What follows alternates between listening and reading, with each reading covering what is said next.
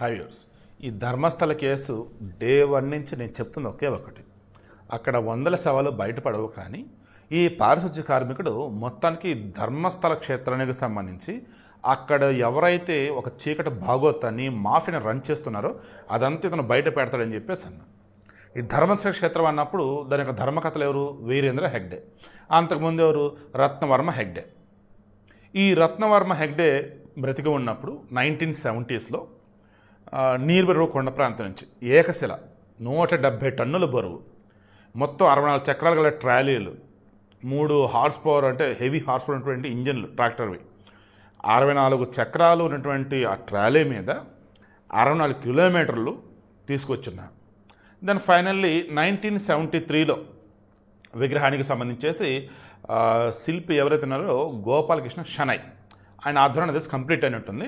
But దీనిని 1982లో వీరేంద్ర హెగ్డే, ఇప్పుడు ధర్మకర్త ఉన్నారు కదా, ఈయన హయాంలో దానిని ప్రతిష్ఠించడం జరిగింది రత్నగిరి కొండపైన. మొత్తం ఈ విగ్రహం వచ్చేసి 39 అడుగుల ఎత్తు, 13 అడుగుల పీఠం అండ్ 170 టన్నుల బరువు అన్నా కదా. ఇది వచ్చేసి రత్నగిరి కొండ మీద ఉంటుంది. దాని దగ్గరికి వెళ్ళడానికి అన్నప్పుడు నడక మార్గం అంటే 20 నిమిషాలు పడుతుంది, లేదా వేరే వెహికల్స్ కూడా వెళ్ళవచ్చు. ఇప్పుడు నేను చెబుతున్నది ఏంటి, ఈ రత్నగిరి కొండ పరిసర ప్రాంతాలలోనే ఇబ్బడి మొబ్బడిగా శవాలు ఉన్నాయి. ఇక్కడికి వచ్చేది ఎవరు? జైనులు. ఆ విగ్రహం ఏంటి? బాహుబలి విగ్రహం, దిగంబరులు.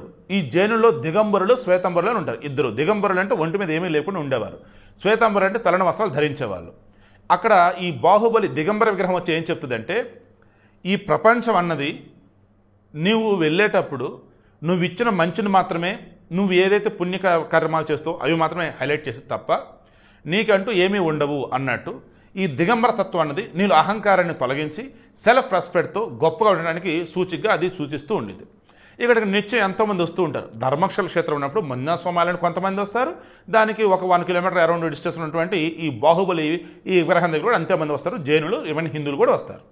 ఈ జైనులు సంబంధించినటువంటి ఈ వీరేంద్ర హెగ్డే వాళ్ళే ధర్మస్థల మన్యాస్వామి క్షేత్రానికి కూడా ధర్మకర్తలు. ఈ మూమెంట్లో మనకున్న సమాచారం ప్రకారం ఇప్పటి వరకు ఎక్కడ కూడా ఏ శవాలు కూడా ఈయన చెప్పినటువంటి పారిశుద్ధ్య కార్మికుడు భీమా చెప్పినటువంటి 1995 to 2014 మధ్య ఎక్కడ ఏది బయటపడలేం. బయటపడ్డటువంటి శవం వచ్చేసి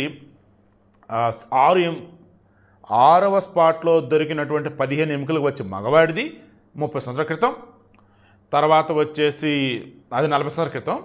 ఇతను ఏదైతే స్కెల్టన్ తీసుకొచ్చాడో నేను పుచ్చిపెట్టింది అది 30 సంవత్సరాల క్రితం.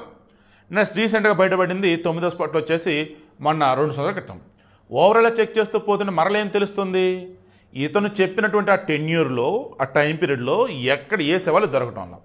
ఇక ఇప్పుడు అతను నార్కో అనాలిసిస్ టెస్ట్ చేశారా వేరేదన్నప్పుడు అతను మరలా సరికొత్త సమాచారం ఇచ్చింది ఏంటంటే, ఈ రత్నగిరి కొండ ఏదైతే ఉందో ఆ సమీప ప్రాంతం చెప్పేసి కొన్ని చెప్పున్నాడు. అక్కడ తవ్వుదామని చూస్తున్నట్టు పెద్ద పెద్ద చెట్లు ఉన్నాయి. Then ground penetrating radar GPR సాయంతో తవ్వటమా లేదంటే రీసెర్చ్ చేయడమా చేయాలి. మీన్ వైల్ అసలు ఎక్కడ ఉన్నాయి ఏంటి అన్నప్పుడు ఇంకొంతమంది సమాచారాన్ని సేకరించి అందరిని విచారణ చేస్తున్నారు వన్ బై వన్. సో ఓవరాల్గా నేను చెప్పింది ఏంటి, డే 1 మధ్యలో చెప్పింది ఏంటి, ఇప్పుడు కూడా చెప్పింది ఏంటి, ఇతని యొక్క ఇంటెన్షన్ వందల శవాలు నేను పూడ్చిపెట్టని చెప్పేసి అందరి అటెన్షన్ని ఇతని వైపు తిప్పుకోవాలి. అన్ని యూట్యూబ్ ఛానల్స్, మీడియాస్ దీన్ని హైలైట్ చేయాలి. ఇన్నాళ్ళు గాగ్ ఆర్డర్ల పట్టుకొచ్చి ధర్మస్థల సంబంధించి ఎవరు వీడియోలు ఇవ్వద్దంటే ఏదైతే వీళ్ళు హడావిడి చేస్తారో దాన్ని సుప్రీంకోర్టు తీసి పక్కన పెట్టాలి. ఆ తర్వాత అసలు రహస్యాలు ఏవైతే అప్పుడు ఇతను బయట పెట్టాలి. ఎగ్జాక్ట్గా ఈరోజు జరుగుతుంది ఇదే. ఈ రత్నగిరి కొండ దగ్గర ఏం బయటపడితే వందల శవాలా, లేదన్నప్పుడు ఇక్కడ కూడా ఎప్పుడు లాంగ్ బ్యాక్ ఉన్నటువంటి అస్థికలు బయటపడతాయి. ఈ భీమా ఎవరైతే ఉన్నారో, పారిశుద్ధ్య కార్మికుడు ఎవరైతే ఉన్నారో అతను ఏ క్షణమైనా కానీ అసలు నిజాన్ని ఓపెన్ అయ్యే ఛాన్స్ అయితే ఉంది. ఎందుకంటే ఇప్పుడు ఏం చేస్తున్నాడు ఇతను ఓవరాల్ గత ఒక నెల రోజులు దాదాపు నుంచి అందరి అటెన్షన్ డైవర్ట్ చేస్తూ వస్తున్నాడు. అసలు చెప్పాల్సిందన్నది ఏదైతే ఉందో అకస్మాత్తుగా బయట పెడితే నాకైతే అనిపిస్తూ ఉంది.